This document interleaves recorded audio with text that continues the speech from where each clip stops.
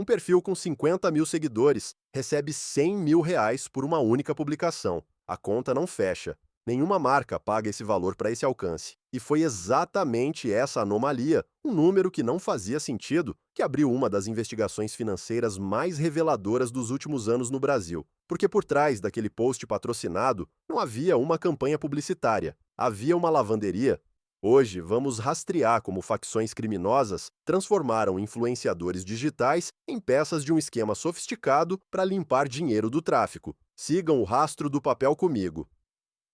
O marketing de influência movimenta bilhões de reais por ano no Brasil. É um setor jovem, descentralizado e com pouquíssima fiscalização. Pagamentos acontecem por Pix, por transferência internacional, por permuta, por contratos verbais. Não existe nota fiscal padronizada, não existe câmara de compensação, não existe um órgão central observando o fluxo. Para quem precisa justificar a origem de dinheiro sujo, esse caos é perfeito. Um influenciador pode declarar que ganhou R$ 100.000 com uma parceria, e quase ninguém tem como provar que aquela parceria não valia nada. O produto vendido é abstrato, atenção, alcance, engajamento. E atenção, é fácil de fabricar.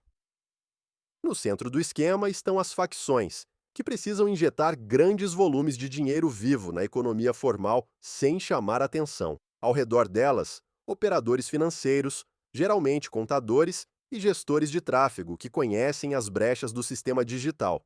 E na ponta visível, os influenciadores. Alguns sabem exatamente o que estão fazendo e recebem uma comissão por emprestar o nome. Outros são intermediários ingênuos, atraídos por parcerias generosas demais, que só descobrem o tamanho do problema quando a Polícia Federal bate a porta. Em ambos os casos, eles cumprem a mesma função: dar a um dinheiro criminoso a aparência de renda legítima de criador de conteúdo. Tudo começou quando analistas financeiros notaram um padrão estranho em contas de pessoas físicas ligadas ao mercado digital. Perfis modestos, com engajamento baixíssimo, movimentavam valores incompatíveis com seu alcance real. Ninguém percebeu de imediato porque cada transação, isolada, parecia apenas mais um pagamento de publicidade.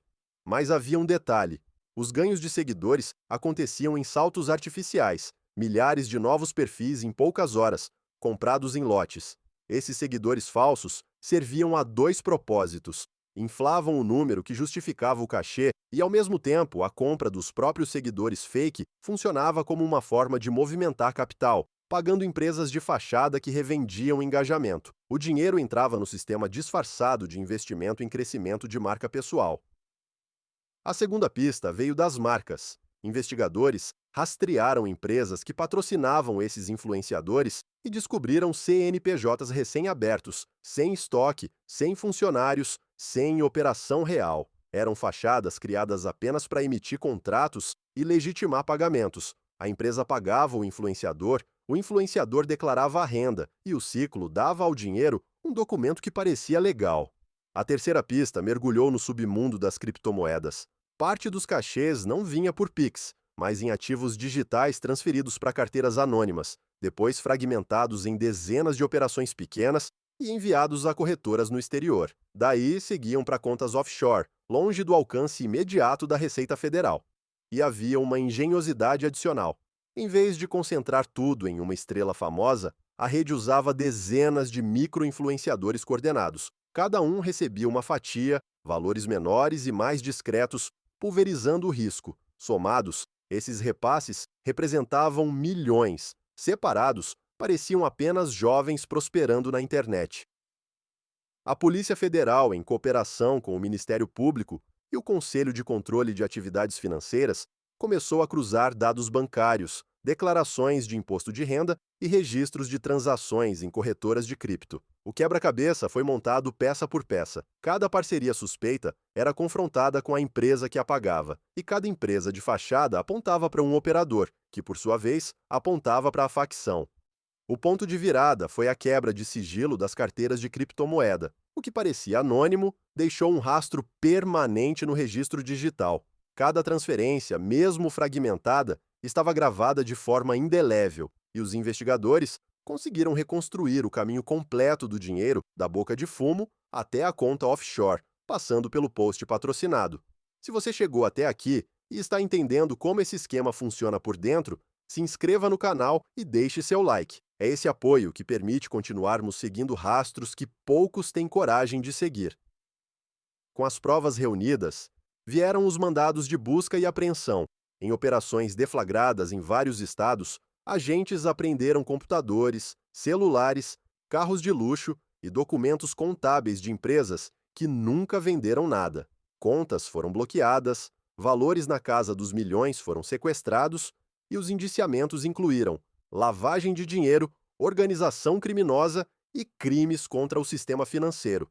Alguns influenciadores alegaram desconhecimento, dizendo que apenas aceitaram parcerias. Mas a justiça é clara: receber valores muito acima do mercado de empresas sem operação real configura no mínimo cegueira deliberada. O nome emprestado tem preço, e esse preço acabou sendo a liberdade. O caso acelerou discussões sobre regulamentação do marketing de influência, exigindo mais transparência em contratos e rastreabilidade de pagamentos. Plataformas passaram a ser pressionadas a sinalizar publicidade e crescimentos artificiais de seguidores. E fica a lição para você: quando um número não fecha, quando o dinheiro aparece sem trabalho proporcional, há sempre um rastro por baixo. Desconfie de prosperidade súbita sem explicação, de parcerias generosas demais, de perfis que crescem do nada. O brilho da fama digital pode esconder o dinheiro mais sujo que existe. Se esse vídeo abriu seus olhos, deixe seu like, compartilhe com alguém que precisa entender esse esquema e se inscreva ativando o sino. E me conte nos comentários: qual caso você quer que a gente investigue a seguir, esquemas de pirâmide financeira ou lavagem por apostas esportivas? Eu sigo o rastro, você decide o destino.